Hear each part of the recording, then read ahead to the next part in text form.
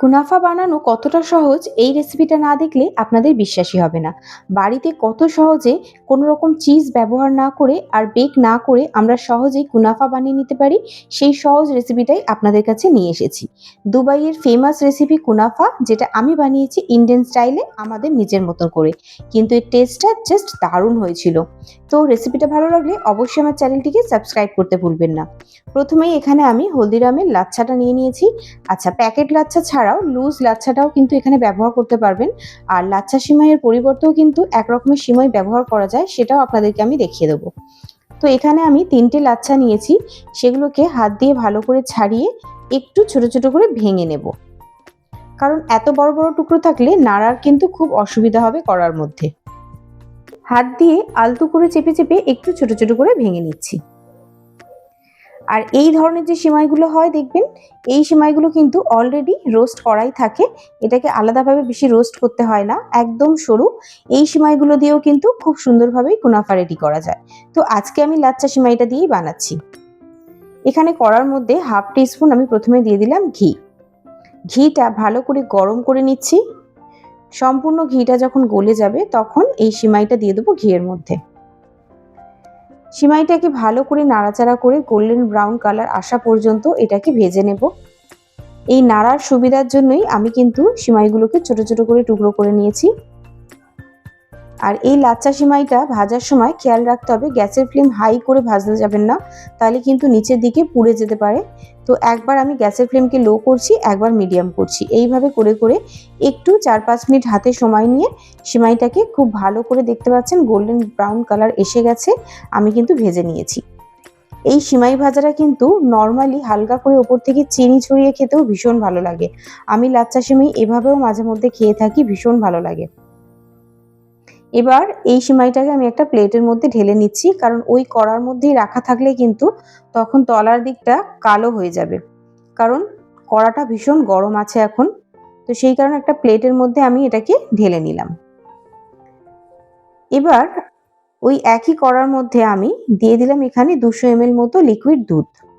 তার মধ্যে দিয়ে দিলাম কর্নফ্লাওয়ার 2 টিস্পুন।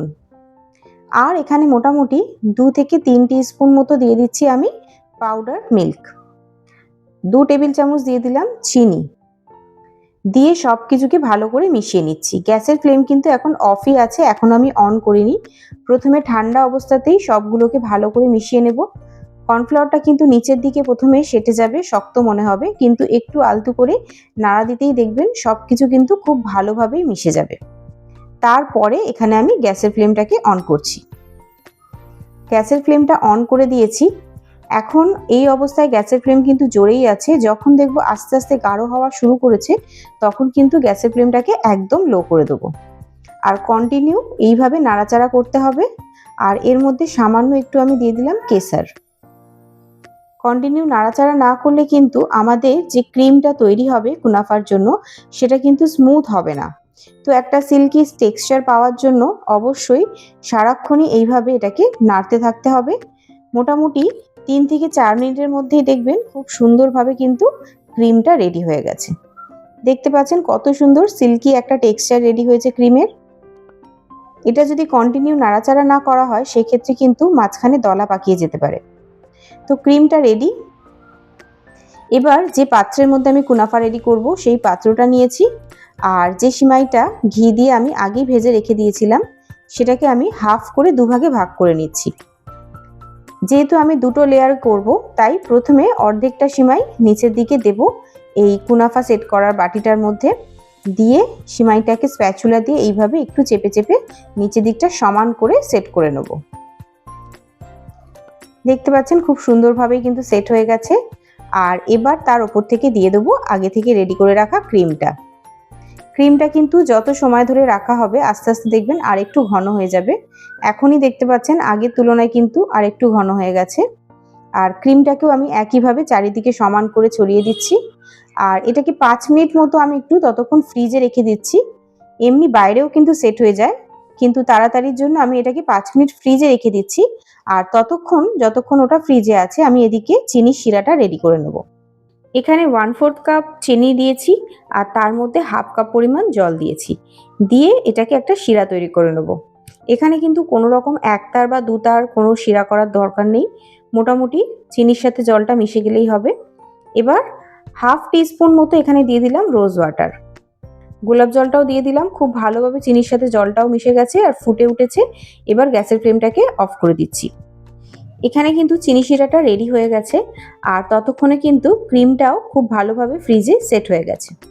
বাইরে রেখে দিলেও কিন্তু খুব ভালোভাবেই সেট হয়ে যায়, কিন্তু সময়টা বাঁচানোর জন্য আমি ফ্রিজে রেখে দিয়েছিলাম।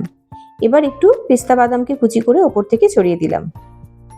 বাকি যে সিমাইটা ছিল অর্ধেক পরিমাণ ভেজে রাখা, সেটাকে এবার ওপর থেকে দিয়ে দিচ্ছি। আমি কিন্তু সিমাইটা যেহেতু ভালো করে ভেজে নিয়েছি, সেই কারণে এখানে আর আলাদাভাবে কোনো রকম বেক করার প্রয়োজন হয় না। নর্মালি তো কুনাফা দেখতেই পারেন আপনারা বেক করতে হয়, তো আমি এখানে এই কারণেই বললাম যে কোনো রকম বেক না করেই কিন্তু কুনাফা রেডি করা যায় কত সহজে। আর এর স্বাদটা কিন্তু ভীষণ ভালো হয়, কোনো রকম খারাপ লাগে না বা মনে হয় না যে এটা বেক করা নেই।